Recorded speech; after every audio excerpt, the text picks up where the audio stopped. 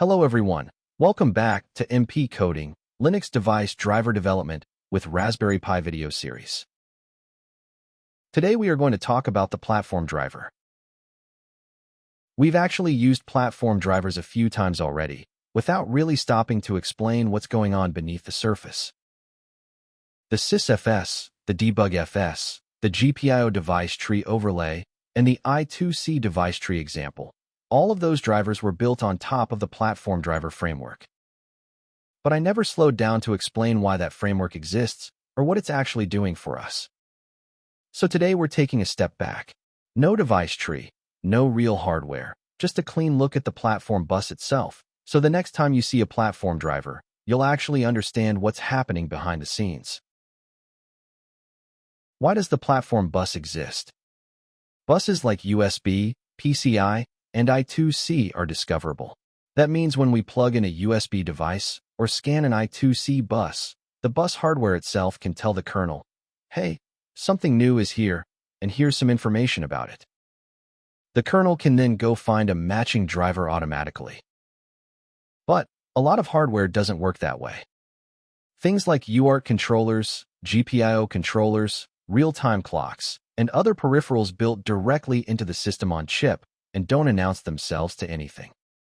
They are just memory-mapped registers sitting at a fixed address. There's no bus hardware to ask. So, how they connect with kernel? So the kernel needed a way to represent these devices anyway. Using the same device model concepts we use everywhere else, like buses, devices, and drivers. That's exactly what the platform bus is. It's a virtual bus. It doesn't correspond to any real physical bus hardware. It only exists inside the kernel, so that these non-discoverable devices can still be represented properly. This is also why the platform bus is useful outside of I2C and SPI devices. I2C and SPI already have their own bus types, with their own discovery and matching rules. The platform bus is for everything that doesn't fit under a real bus: onboard controllers, memory-mapped peripherals, and general glue devices. Okay, now let's talk about the two main building blocks: platform device versus platform driver. On one side, we have the platform device. This represents the hardware itself. It holds things like the device's name, any resources it needs, like memory regions or interrupt lines, and optionally some private data that the driver might need later. On the other side, we have the platform driver. This represents the actual code that knows how to operate that hardware. It holds the probe function, the remove function, and some kind of matching table so the kernel knows which devices this driver is meant to handle. The important idea here is that the device and the driver are two separate objects that the kernel matches together. Registering one doesn't do anything by itself. The probe function only runs once both sides exist and their names, or compatible strings, line up. That matching logic is exactly what we've been relying on every time we added a matching table in the device tree tutorials, the GPIO device tree, and the I2C device tree examples. If I open one example here, you can see the compatible string in the matching table, and it's registered with the platform driver. If the device tree has a node with this same compatible string, the platform driver's probe function will be called. And in the sysfs and debugfs videos, we use that same module file to register both the platform driver and the platform device together. If I open one of them, you can see it in the init function. First we register the platform device, then we register the platform driver. So both are done inside the same init function. That's how we register a simple platform device and driver without a compatible string table. We just used matching name strings. In this tutorial, just shows the non-device tree version of the same mechanism, but this time using two separate files, one for the platform device and one for the platform driver. Okay, let's go to the example. Now, if you have been following the sysfs and debugfs tutorials, this should sound familiar. As I said earlier, we did the same thing in a single file. The platform device and driver were registered in the init function, and there we used the name field to match the device and driver. And with the device tree compatible string, it's really the same underlying idea, just a different key being compared. So this simpler, name-based matching and the device tree version aren't really doing anything new conceptually. Both are just using a different lookup method.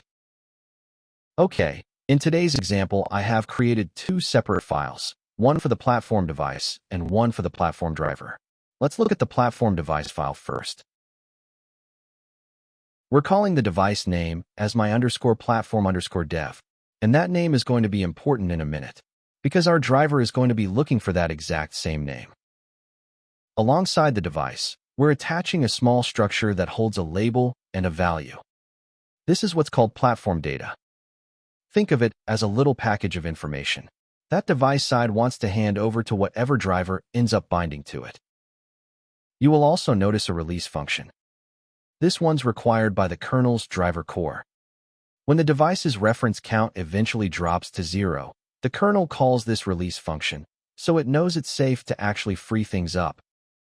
In our case, we're not allocating anything dynamically, so it just prints a message, but in a real driver, this is where you'd clean up any memory you allocated for the device. As usual, the module init function registers the platform device, and the exit function unregisters it. Now let's look at the driver side. This module registers a platform driver, and its name is set to match exactly what we used on the device side, my_platform_dev. Because these names match, once both modules are loaded, the kernel triggers the probe function for us. Inside the probe function, we pull that platform data structure back out from the device and print out the label and value we set earlier in the device. This is really just there to prove that data actually traveled from the device side to the driver side through the platform bus. You'll also notice something called an ID table in this file. It's not strictly required for a driver that only handles one device name, but it's worth knowing about early. It lets a single driver bind to several different device name variants and even attach different data to each one. That becomes really useful once you're supporting multiple hardware revisions with slightly different behavior. And finally, this module platform driver macro just replaces the module init and exit functions. It simply creates the init and exit functions for us, with the platform driver register and unregister calls already handled inside. All right, let's actually run this. First, we build both modules with a simple make command. Okay, the build was successful. Let's load the device module first. Before that, let's open the kernel log buffer in another terminal. Okay, let's load. Sudo insmod my_platform_device.ko, then hit enter. Now you can see in the kernel log, we get the platform device registered message. Then let's load the driver. We run sudo insmod myplatformdriver.ko and hit enter. As soon as the driver loads and the kernel notices the matching name, we see the probe message show up, along with the label and value we set in our platform data. That's our proof that the match worked and the data made it across. Now let's unload things, and we'll do it in reverse order. First the driver, then the device. In the log, you'll see the remove function run first, followed by the release callback on the device side. Here's a fun one to actually show live. Let's try loading the driver module first, before the device module even exists. First, let's clean the log message terminal. Let's insert it. Notice it loads just fine, no errors. But look at the kernel log. There's no probe message yet. Nothing has happened. Now let's load the device module. Watch the log the moment we do that. There it is, the probe function fires immediately. This is a great way to actually see, in real time, that the platform bus isn't just calling probe because a driver loaded. It's specifically waiting for a match between a device and a driver, and it doesn't matter which one shows up first. Okay, let's unload the device and driver. So let's tie this all together. The platform bus exists because a lot of hardware, especially stuff built directly into your system on chip, cannot announce itself the way USB or I2C devices can. The platform device represents that hardware, holding its name, resources, and any private data. The platform driver represents the code that knows how to operate it, holding probe, remove, and a matching table. And the piece that ties it all together is matching.